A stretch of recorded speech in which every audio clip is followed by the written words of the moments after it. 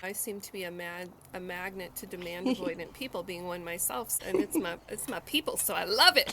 But a lot of people that come to my center have that particular label, and I see that, especially the children, they will not accept anything less. Yep. They are Yep. demanding that we acknowledge a better way of being. They will not accept something mediocre anymore, and thank goodness. And if you think back through time, there were always, way back when, right, when we were in sort of a tribal existence, let's say, there were always the people that were highly sensitive, that were, honored in those groups of people, because they were the people that would alert others to danger. They could sense Yes. things that weren't as Yes. obvious. Hi, conscious parents. It's Carrie here, and I am here with a little info about raising our mindful kids. I've got some tips and tricks about breaking free of the box and becoming who you are, and teaching your kids how to do that along the way. Join us. Hi there, and welcome back, conscious parents. I'm so excited. I have a treat for you today. I have Renee Boos here. She's a changemaker mama, and I'm so excited to connect with her. She opened the Neurodiverse Community Center in Lafayette, Colorado, and she is all about healing and changing the mindset of neurodiversity. Did I describe that correctly for you, Renee? Yeah, I think I describe Good. it differently every day. So, yes. Okay. When it comes from the heart, I feel like it evolves, right? Yeah, for sure. Yeah. Yeah, so I'm so excited to have you. And I think it's really interesting because I feel like our parenting journeys have evolved in similar ways, possibly tuning into ourselves and such along these journeys. And I'll get to that in a minute. But first, I wanted to start off talking to you about, we were recently chatting earlier about helping our children. I call it the strengths and some of the challenges, but empowering our kids and labeling them. In our house, we call it superpowers, our heightened sensitivities. Maybe that can sometimes make it hard to be in the body at certain times, but also we try to change the mindset and focus on the positive pieces of being so connected to being a human. Yeah, yeah. So I'm curious, Thing. right? Being a human, being in our human form, with our highly sensitive, amazing kids that came to us. What do you guys frame it as in your house or in the community? How do you frame some of those pieces, those heightened sensitivities, or those understanding? I feel like my kids can read the room. They can read other people. They're drawn towards certain situations. What do you guys frame that as in your house? I think for me, it was sort of a blessing and a curse that I realized very quickly with my son that I shared many of the sensitivities that he had. But mine had just been so heavily masked due to lack of a supportive environment and, just adulting for so long. I had my son at 43 years old, and he's my only child. So I didn't know anything about neurodiversity at that point. I just thought I was kind of a quirky person. I'd set up a life that fit me really well, I thought, and felt like I had a lot of control over that life. And then my son came, and I was like, wait a minute, this perfect life isn't perfect for him, and I'm kind of resonating with this. It felt like his nervous system was just vibrating, it was like tangible to me. And I was like, there's a familiar hum here. But mine was like, 20 miles back down the road, and his was right in my face. So it was this sort of an awakening process for me. And then I had a lot of challenge with that in terms of, answering your question, what did we call it? At first, it felt, I'm going to be honest, I had been conditioned to think that these sensitivities that I had were a detriment.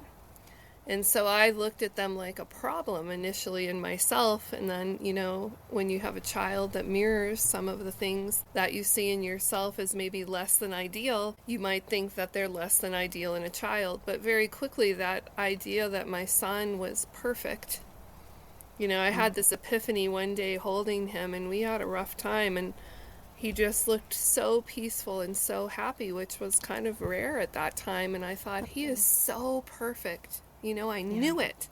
Despite from the outside world and our sort of conditioned environment and our peer group and my family and all of those things, we looked nothing like perfection on those kind of typical standards. But I looked at him and I knew he was perfect. And I realized that if he was perfect and he came from me, whatever that means. I don't know these days. I'm really wondering about that. And he and I have had lots of conversations about how we came to be in this relationship together.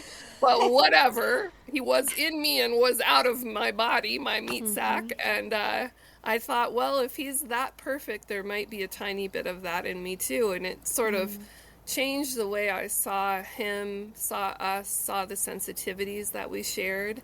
And it kind of flipped the script for me, because the things that I had been conditioned to think were so problematic, I started to see them as gifts. But I'm not going to lie and say that that happened immediately. It didn't happen easily. It was sort of a dying to an old way of believing about things, a total sort of way of being in the world. But the rebirth is beautiful. And so we really, much like you said, believe that these sensitivities are superpowers. And now with what I'm doing in the world with the community center, that was one of the big inspirations for me starting it, is because when I came to that realization here in our home, we were quite isolated. And I started to believe that this was not a unique occurrence, that these were superpowers, that these sensitivities were beneficial, and especially at this time in humanity's sort of experience. And so I was given a message, a literal vision in meditation, to create a place for people to come together to lean into the beauty and the brilliance of these sensitivities, so that they could be amplified,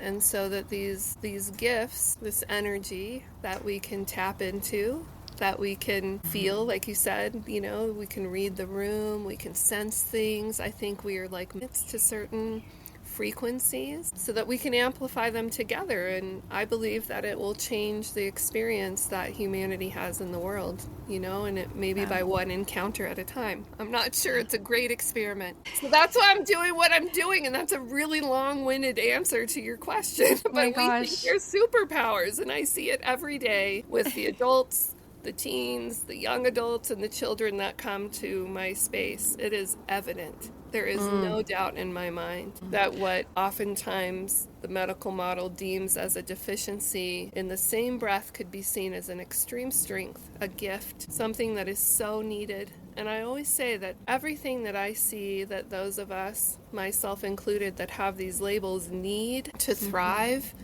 there hasn't been one exception, and I've been looking for it. There's not been one exception to the fact that these things are better for all of humanity. These ways of being, this way of life, there is no doubt in my mind. So I think it's definitely a beautiful gift, a hard-won one sometimes, It's not easy to be in these bodies with these sensitivities. I'm not denying that. It is not easy.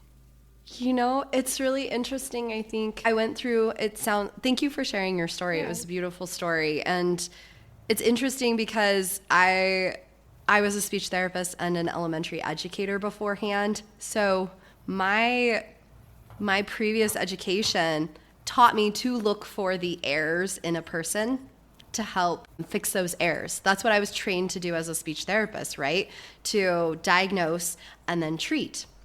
And so I constantly, when I had my kiddo, my son, who's now turning 10, when he was first born, I was constantly looking for, what's wrong? What's wrong? Why is he crying? What's wrong? How do I fix it? And I wanted to label it or figure it out or diagnose it every single time.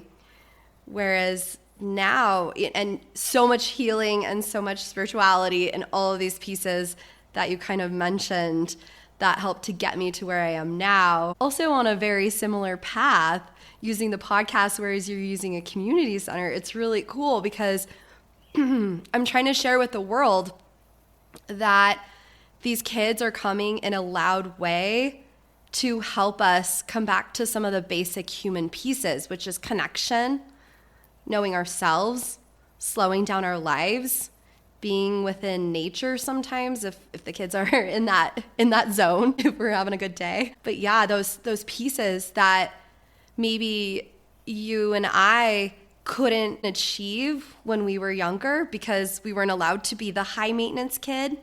I think Brene Brown labeled it high maintenance kid of the 80s, 90s, 70s. I think when we weren't allowed to be like that, now we're starting to understand, and we have people like you and I out there trying to say, let them be themselves. Let's find their strengths. Let's find how to support them so they can be who they truly are meant to be here. And we're learning from them. So I think that's a beautiful thing. I think many of them, at least I'll speak from my experience with my son, and I seem to be a magnet to demand avoidant people, being one myself, and it's my people, so I love it. But a lot of people that come to my center have that particular label, and I see that, especially the children, they will not accept anything less. They are demanding that we acknowledge a better way of being. They will not accept something mediocre anymore, and thank goodness. And if you think back through time, there were always, way back when, right, when we were in sort of a tribal existence, let's say, there were always the people that were highly sensitive, that were, honored in those groups of people, because they were the people that would alert others to danger. They could sense things that weren't as obvious. And so I think that our kids function in much that way, to try to direct humanity back to what it means to be in these meat sacks, these bodies for this period of time on this planet, connected. I mean, I'm loosely tethered most of the time, but I had to realize I am here in this body, whether I like it or not. This thing doesn't work right for me a lot of the times, or how I want it to, but it's my resonator. It's my vehicle for this time, and I need to honor that. And I think that's a big challenge for a lot of people with these labels. My son spoke at a very young age about how he had come from the nothing, and that there were many like him that had chosen to come to this existence at this place and time to reset the balance here, and that people here were wanting to eradicate darkness, but that was a mistake, because without darkness you can't know light, and that it was about the balance between the two. And he spoke about how difficult it was to come into these bodies because they didn't work right, and the language could never communicate what he really wanted to say. And he was like an Oxford scholar at 1.5, but the language, there was no word for what he needed to communicate. Wow. And so, it was like all of this high vibrational frequency trying to downgrade into this material manifestation, and it's difficult. And we look at these kids like they're broken, because they're not assimilating into this reality, this material world, this material vessel. But they're not broken. It's just it's a generous and difficult challenge for them, I mean, if you think about it, as hard as it is to be a parent with a child that has a lot of needs, and believe me, I know, my son didn't sleep more than 2.5 hours until he was 6.5. And I had to hold him for that sleep, so I slept none. I literally almost died. But, as hard as these things were for me, I had a son who could articulate at a young age that his body would not accept him. And it hurt, So, it's hard to be a parent, but I think that there are some very special individuals that are here at this time that are making a huge sacrifice to be sort of those souls, those beings that alert us to what is not working here and are attempting to bring humanity back into balance. That's such a beautiful way to describe it. Thank you so much. And I can't believe how in tune your son was able to express himself. Beautiful. He told me once, so prior to doing the community center, I ran a fairly large interior design firm. I designed hotels, and I would design like 40 boutique hotels a year. So, I had a lot of staff. I had a purchasing firm. I felt like I was pretty good at all of the things that a type A person wants to be good at, right? And so then I have this kid and I can't even take a shower. I can't sleep. We're like barely surviving. One of us Yes. isn't wearing pants. That wasn't me, but that's how it was. I was about ready to get rid of mine too because I wasn't leaving the house. And Yep. I was holding him, in our chair where we would sit, and I would attempt to get him to sleep, which was so ridiculous because the kid didn't need to sleep. He had stuff to do during the night, all these hours. I just thought, you need your 8 hours or you're going to die. Well, this kid was busy. He was doing something and he didn't need to sleep. So I would hold him and try to cajole him to sleep. And he looked at me and he called me Renee because when he was not even 3, he said, "I'm not going to call you mom anymore."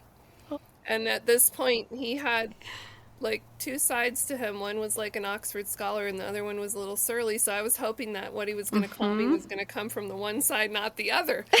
And I said, "So, okay, fingers crossed, what are you going to call me then?" And he said, "Well, I've noticed you don't say, 'Child, would you like breakfast?' 'Child, would you like to come downstairs?' You use my name, so I'm going to use yours out of respect." Just like wobbled away. And I was like, okay, well, that makes sense. This is going to be a fun life. You're going to break a lot of social norms and I can't argue with you. But he said, "Renee, you are very inefficient." And I said, I feel really inefficient, but you should have seen me like 5 years ago, man. I was good. And he said, "You think I'm so smart?" And I said, "I know you are so smart." He said, "It is not me, Renee. I just know where to go to get the answers. You might notice I get a little quiet and look into my source, where every answer resides. Wow. You, on the other hand, you're looking outside of you, and you act like your answers are attached to you by heavy chains, and you spend all of your energy trying to pull them in." And I'm sitting there with a mouth wide open, Wow. looking at a kid that's not even 4 or 5, probably not even 5 at that point. He was probably 4. Okay. Wow. And wondering where this wisdom came from, And that's when I decided to not care if he ever wore pants again, ever ate anything other than plain noodles. I just, I was like, these concerns are not the concerns that we should have. 100%. He is concerned about the things that matter. And I'm spending a lot of my life force energy on these things that do not matter at all. So he's been a brilliant teacher for me and really changed the course of my life in a huge way. And I am very grateful. And I almost died being his parent. So, there's that. Well, I'm glad you maybe have gotten sleep since then. Oh, yeah. I'm glad you're all good. I'm back at it. It's like him too, like 13 hours a day. It's awesome. I don't know, brand that's new amazing. That's amazing. Wow. Yeah. So that's quite a journey to have gotten to that place. Yeah. I was going to, I feel like I'm in a lot of telepathy or several telepathy groups now on Facebook after telepathy tapes came out, and kind of, I feel like it's breaking down that box for us, right? It's really helping us with what your goal is similar to my goal in connecting with these families and trying to help focus on what we're looking at, and we're coming from our hearts and heart space. I'm finding there's parents in these groups and they're asking how to connect with themselves, how to connect with their kids. They feel like a telepathy piece is a piece that they're seeing. What would you say to families that are starting to experience this, starting to mold, like to open themselves up to these ideas and pieces? What would you say that helped you? I think my first, the strongest advice I could give someone is to let go of your conditioned beliefs about what is real. Let it go, because you can still come back to that. But if you can open yourself to believe that potentially more is possible than what you've been conditioned to believe, there is no harm in that. There's only possibility and potential. And so I would say just be open and to let go of this. I think this goes hand in hand. When we try to hold on to something that we think is true, I think oftentimes, at least I'll speak for myself, it comes from a place of fear. We don't want to be vulnerable. We humans don't want to be vulnerable. And we are afraid of so many things. Yeah. And if we can let go, even for just brief periods of time, of that fear and become a little bit vulnerable And that is something that was very difficult for me because I had a pretty traumatic childhood and I had armored myself pretty well and I was really good at controlling things because that gave me this sense of safety. And so this idea of vulnerability was something that I didn't even want to interface with. But I have learned that the unknown, so when you don't want to be vulnerable and you're afraid, you want to know things. You don't like the unknown. Common sort of trend in our community with these labels, right? Yes. And so the unknown is terrifying at times. But what I have found in my meditation practice really led me to this understanding, and a tremendous personal healing occurred. I know that the unknown holds much more promise than anything detrimental to me now. I am certain. And if I'm not willing to step into the unknown, then there is so much potential that I am missing. And so back to your question for these parents, step into the unknown. Just try it, I believe it is safe. I have found it to be nothing but safe in these instances. There is a beauty there. There is love. There is the potential for the kind of connection that I think we were in this experience for. Yeah. And our children can be our guides. Which is, sort of changing that conditioned idea that as a parent, you're here to guide your child. Yes. Sure, in some things, the mundane, you're going to teach them how to drive and how to hold a fork and all of that. Right. But I think that our children have the potential to guide us in these other ways. A huge potential to do that if we will honor what they're bringing and their knowledge. Humble ourselves a little bit, step into the unknown with an open heart. Yes. Embracing the unknown can be such a process to get to, right? There's so much healing because you have to look at the inner child pieces as a parent. What is my need for this control? What is it? How much conditioning have I had myself as maybe a high maintenance kid that wasn't allowed to be like that as a kid, or maybe had the PDA yourself as a kid and didn't realize it, or were a highly sensitive kid. It's really interesting. I've started to fully embrace the unknown. And I feel like as you do it more and more, it becomes so much easier. And you're like delighted by what comes to fruition. And it's like, whoa, I didn't even expect this. I didn't even think this was a possibility. I didn't even know this would come my way, or things that you hadn't even imagined that come alive. So there's definitely, have you had part of that healing journey for yourself?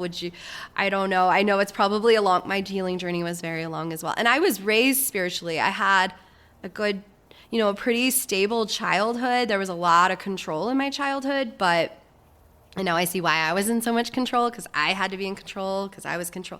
There's a lot of control to break for us. And we still use those tools to come back when we're feeling that we're trying to control again. So yeah, we're human. We're in this meat body, I think you call it. Meat sack. Yeah. Meat sack. Trying to be nicer about mine. I'm like, I actually feel you and like but you are still a meat sack. Sometimes I'm like, come on already. This is so limiting. Let's get on with it here. Those are my children. They're both like, I am limited in this meat sack. I'm ready to be 18. I'm ready to do my passion in life. I'm ready for my journey. Like they feel very limited at 7 and almost 10. They're like, I'm done. I'm ready to be an adult, Mom. Why isn't this going faster? Yeah. Well, I am an adult and I'm ready to be something else. So, I'm not sure exactly what that is, but I'm spending a lot of time getting this meat sack to resonate at a higher frequency. That's for sure. Because I know there's more potential and it's holding me back sometimes. I love it. Definitely. I feel it, which is great. Yeah. No, so it was like what your question was.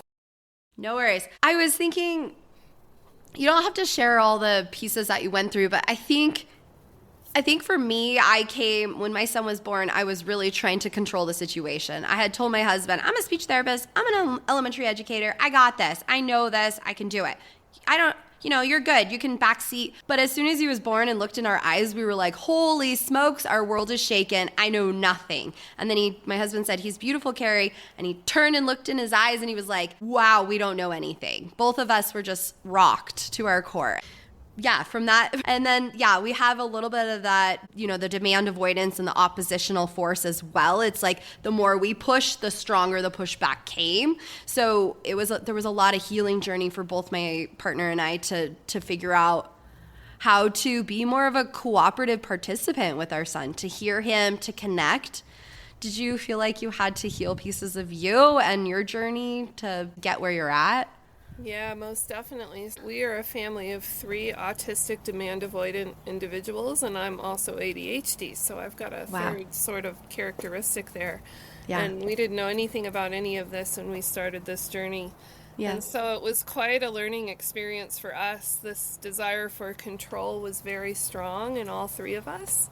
Even the tiny infant decided that he was going to sort of direct how things were going, and 2 strong oppositional forces initially. It didn't take us very long, I think, as I talked to others, to come to terms with the fact that wasn't going to work. I mean, for me, it was pretty quick I think it was that resonance that I could feel. I'm a very energetically sensitive person, highly intuitive. I channel sometimes now. I would think I'd been doing it for a long time and just didn't know what it was. And so I would get these messages that would help me to understand what my son needed, and it was actually what I needed too. And so it was a long and short healing journey. I think mine happened, I had to lose almost everything in that journey, and I lost my business. I lost friends and family. We were extremely isolated. I didn't leave my house for more than an hour or 2 a week for like 6 years when I'd been traveling, 25 days a month with my previous career. So I had to sit with myself and with my son in a home alone and sort of acknowledge what was painful, what I was resisting. I had to think about why. My son was relentless. He is the strongest person I've ever encountered, and I am no weakling. But that kid, he's amazing. He will not accept mediocrity in anything. And so I wasn't really allowed to take a long time to heal. I was forced to heal quickly. And I received these drops of wisdom, seemingly out of nowhere from my son, which were absolute gifts. They would come at just the right time. Just when I was feeling the most broken, I would get some insight that came from don't know where, because I grew up Catholic and I was not practicing. And so I didn't know anything about anything that he was talking about. But he would say things, and then I would feel that they were correct. Like I would feel the energy behind what he was saying, and then I would look into it and I would be like, my goodness, this is in like 5 spiritual texts, I mean, no doubt, this is no joke, this is truth here. And I have a little messenger, a relentless one, and so I'm gonna listen. But I got very sick. I think it was sort of a reconditioning of my meat sack, to be honest. It dissipated a lot, almost to the point of no return, and then it transformed pretty miraculously. And so as scary as that was for me, it was a true healing. I remember I had a moment where I was feeling like everything that was wrong, I hate that word now, but then I was using a lot, right and wrong, good and bad. Everything that was wrong about us was my doing, my fault. And then I had this epiphany in this moment of desperation and meditation that everything that I was thinking was wrong could also be framed as everything that was actually right. And it was just a matter of perspective. Kind of like my son spoke about darkness and light. It's a matter of perspective. Yes. And so my perspective changed many times, and with these, acknowledgments of this fact, and then my healing journey would progress. So it's been an amazing, my son's turning 10 next month, and it has been an amazing 10 years. I tell him I'm so thankful for him because I was like a millionth of the person I was before I met him. Yeah. I'm so grateful, very grateful. Yes. Yeah, it's really interesting the gifts that we receive raising these amazing kids, and the challenges that we go through sometimes can bring us to such a beautiful place, as you described. I love what you're doing with the NCC, because I think one of the hardest things for my partner, my husband and I, has been losing friendships, feeling isolated. I think what you're doing with building a community is really special, because I think so many parents of neurodiverse kids can feel so isolated, especially if you have kids who maybe mask outside in society, in school. My kids, they go to a social emotional focused school, project-based learning school near us. And every time I mention things to teachers, they're like, what? I never see that. Or so that's how my kids are, where they're holding it together during the day. But then at home, it can feel so isolating because it looks like the perfect picture from outside. I didn't experience that as much because my son really never had to mask because he's been unschooled from the beginning. Yeah. And so because, it was not my intention initially, I did not even know such a thing existed, but it's what he needed. So I was fortunate enough that I could do that. The NCC was really born of that same idea. Like, so often our children and us as their parents, our family unit, we're forced to present ourselves in a way that's acceptable to those around us. And sometimes those around us, what's works for them doesn't work for us, or what they think works for them definitely does not work for us. Yep. And so, like you said, it can be very isolating. And my concept, my inspiration for the NCC was there are many places that you can go, especially if you acquired labels in life, to get fixed, to work on your challenges, right? And we all come into this meat sack with a bucket full of challenges and hopefully, I think, like 25 buckets full of gifts. But I think we're really conditioned to look at that one bucket full of challenges and work on that before we really focus on these gifts. The gifts are taken for granted. The challenges are where the focus goes. And oftentimes for our children, they have they're in 5, 6, 7 therapies a week, and they're focusing on all of these challenges, and they don't have much time to lean into their gifts because they're masking so heavily that when they come home and have some freedom, it's just meltdown, let it all out time. And so it is isolating. Yeah. So I thought with the NCC, I'd like to create sort of a home away from home for people where they can come in with their bucket full of challenges, but we're gonna ignore that one when we're together, and you bring your 15 buckets full of gifts, and let's dip into those things, and let's do them together with no judgment, however you want to do them. So when we have an event at the NCC, I might call it like art night. But what happens at art night is someone takes a nap, someone's hungry, so we cook in the kitchen, somebody else wants to stargaze in the backyard, someone else is showing off their car that's powered by depleted uranium in the front parking lot. Someone might make a piece of art, but there's no conscripted idea of what that is. I mean, someone conjoined 3 stuffed animals the other day, and that was their art experience. It doesn't matter. We just come together and we do what we wish, or nothing, or some combination of all of it in non-judgment of one another. Yes. I try to hold the frequency of love in that container, just the idea of this beautiful acceptance that we all deserve. Yes. And, as a parent raising kids that are neurodiverse, it was so beautiful to come to your center, and we came on the opening day to check it out. And my husband and I, it was really interesting because we both said, wow, I don't feel like I'm trying to restrain my kids. I'm trying to keep them in the box that society expects them to look like right now. I feel safe right now. Both my husband and I said, we feel safe for our kids. They can act the way they want. They can behave the way they want. They can be free. And we felt free as adults, as the parents. It was really cool. You did a wonderful Yeah. job. That's what's happening, and I can say that things have evolved significantly since that opening day. There has there is definitely this palpable feeling, and I'm not the one saying this, it's amazing. People come in thinking it's a retail store or something, so I don't have enough money for a great sign, and I'm not maybe not even going to put one up because it's awesome.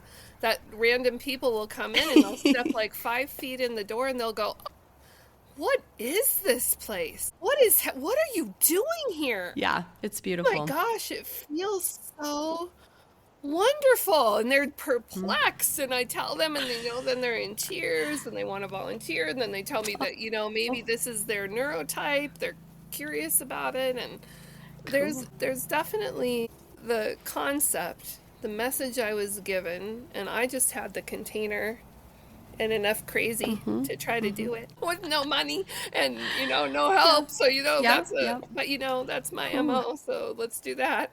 Let's give it a go. But it has done exactly what I was told it needed to do. For sure. It is a beautiful experiment about what is possible. Yeah.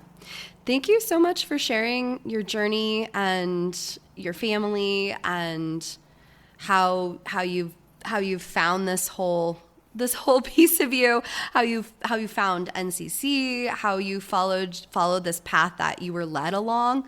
I love the courage you had to do all of that, and thank you for sharing your changemaker journey with us. It was beautiful to hear. Thank you for giving me the chance, and thank you for what you're doing. It's so wonderful that we can all now come together and just openly share. It's such a gift. It's what we learn from each other's lived experience, I believe, far surpasses anything that we can find elsewhere. We are meant to help each other, and by sharing our stories, I think we do that. Yes, it's beautiful. So it continues on the path. Thank you, Renee. Yeah, thanks. Well, that's a wrap. Thanks so much for tuning in, Changemakers. This is Carrie, and if you haven't done a review for us, 5 stars and a little few words about what you've enjoyed in our podcast episodes, we would really appreciate it. If you guys would like to ever message me, I would love any questions you have or any feedback at info@hearttoheartlife.com. We also have a brand new website, which we're super excited to share.